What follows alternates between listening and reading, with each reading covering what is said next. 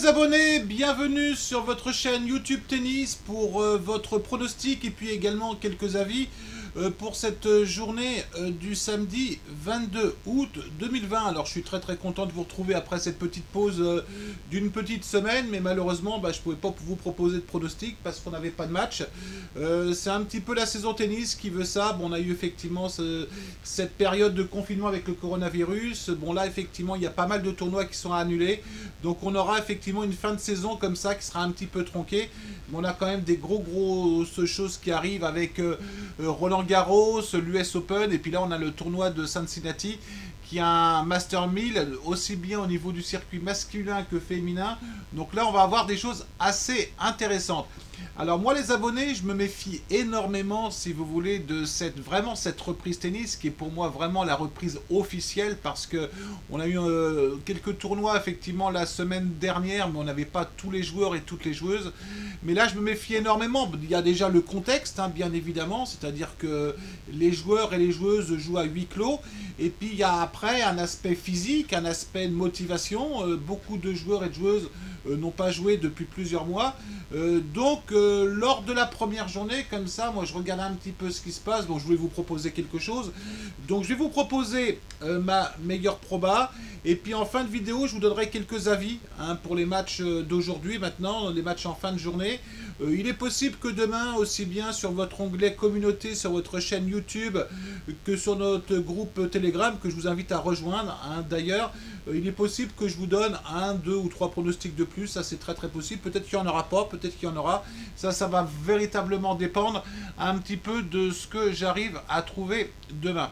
Alors, je vous ai choisi en match un petit peu le match que je vais parier et que je vous propose.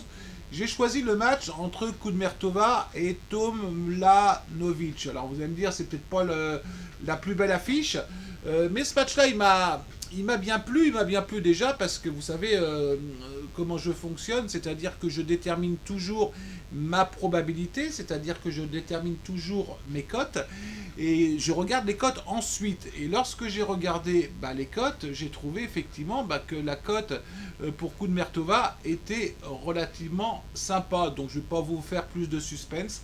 Demain, je vais lancer Kudermetova 1% de mon capital parce que je reste sur 1% parce qu'on arrive en fin de mois et puis je veux véritablement qu'on ne fausse pas notre bilan. Je vous invite d'ailleurs, pour ceux qui nous découvrent, vous avez tous nos bilans, enfin tous mes bilans tennis plus exactement dans le descriptif de la vidéo. Bon là on est à 15% je crois entre le mois de février et le mois d'août, mais les mois d'avant on était à peu près sur cette base là, donc il faut qu'on arrive à maintenir cette efficacité. Arrête ton blabla Edouard, passe au match. Oui, je passe au match. Donc pourquoi j'ai choisi Kudermetova gagnante? Déjà effectivement on va pas pouvoir effectivement se donner une idée précise parce que depuis effectivement l'après-coronavirus, bon je sais on est encore dans le coronavirus, mais Kudermetova a joué seulement un match, bon elle a perdu contre Bouchard, bon ça c'est des choses qui peuvent arriver, mais Kudermetova effectivement avait fait des performances qui étaient relativement intéressantes avant cette fameuse pause. Contre une Tomla, pareil, ok, elle a fait quelques matchs à exhibition, mais les matchs exhibition, elle n'a pas été géniale, puisqu'elle en a gagné un. Et puis elle a perdu contre Putintseva, qui est une bonne joueuse. Alors moi, je détermine, si vous voulez, sur ce match-là, en plus en confrontation directe, on est à Kudermetova gagnante fin 2019, donc c'est pas si loin que ça. J'ai un peu de mal à retrouver mon rythme, il va falloir que ça revienne très vite. Donc ça veut dire que pour moi, Kudermetova, elle n'est pas outsider sur ce match. Je la donnerais même, si vous voulez, plutôt favorite aux alentours de 55%, ce qui me donne grosso modo une cote aux alentours d'1,8. Et vous allez voir que la cote que j'ai trouvée, ça fait à peu près une petite heure maintenant. On est effectivement à Kudermetova à 2,25. Donc là, je vais lancer 1% de mon capital sur ce pronostic. Et je vais juste vous couper la vidéo quelques secondes parce que je voudrais vous donner quelques avis pour demain ou aujourd'hui. Alors mes avis que je vous donne pour la journée d'aujourd'hui, bon j'ai coupé la vidéo, je vais vous expliquer pourquoi, c'est-à-dire j'étais pas sur le même format d'écran, tout simplement, puisque je ne coupe jamais les vidéos, je ne prépare jamais les vidéos non plus, ça vient comme ça vient. Bon ce soir ça vient pas super, donc c'est pas grave, la prochaine fois ça sera mieux. Donc les avis que je vous donne les abonnés, méfiez-vous, ça reste des avis, je prends pas du tout d'engagement par rapport à ça, méfiez-vous, c'est un petit peu des choses qui viennent comme ça.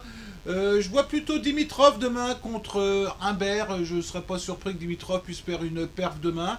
Bon, il a une cote assez sympa. Je verrais bien notre ami Bublik, j'adore ce joueur parce qu'il est capable de battre n'importe qui. Vous allez me dire, il serait presque capable de perdre contre moi dans un mauvais jour.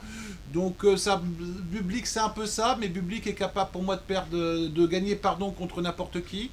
J'en ai parlé avec un de nos abonnés, là, Jonathan, que je salue, un abonné très très sympa. Où moi je verrais plutôt Milman demain contre Manarino. Alors c'est mon avis. Euh, Silic pourrait faire une perf contre Chapovalov et puis Murek, bah, joue au téléphone, ça fait quelques heures, il est très motivé pour ce tournoi. Bon, il me prête de temps en temps 1 million ou 2 quand j'ai besoin. Non, je rigole, c'est bien évident. Mais je verrais Murray effectivement être capable de battre Tiafoe demain. Au niveau du circuit féminin, je verrais plutôt Rybakina, mais alors c'est pareil, elle n'a pas joué depuis un moment, donc dans quel état physique elle va être. McNally, je la verrais bien faire une perf contre Cornet. Mon coup de Mertova, on vient d'en parler. Anisimova, si la tête suit, je la verrais bien gagner. Moi, plus Sakari, parce que Gauff, pour moi, je trouve qu'elle est complètement surcotée en cote, mais ça reste mon avis. Notre française, Mladé, je la verrais bien effectivement gagner contre Sevastova. Et puis, eh ben, Stephens, on sait comment ça se passe au niveau de sa tête, ça ne suit pas tout le temps. Donc je verrais bien peut-être Garcia gagner, vous voyez. Alors ça reste des avis. Si ça vous plaît que je vous donne des avis comme ça, bah, vous n'hésitez pas à me le dire. Je le ferai assez régulièrement. Donc voilà. Donc bah, écoutez, j'ai fini les abonnés pour ce soir. Donc je vais vous souhaiter une très très bonne nuit maintenant à vous toutes et vous tous. Et je vous dis bah effectivement très vraisemblablement à demain. Allez, bonne soirée les abonnés. Ciao.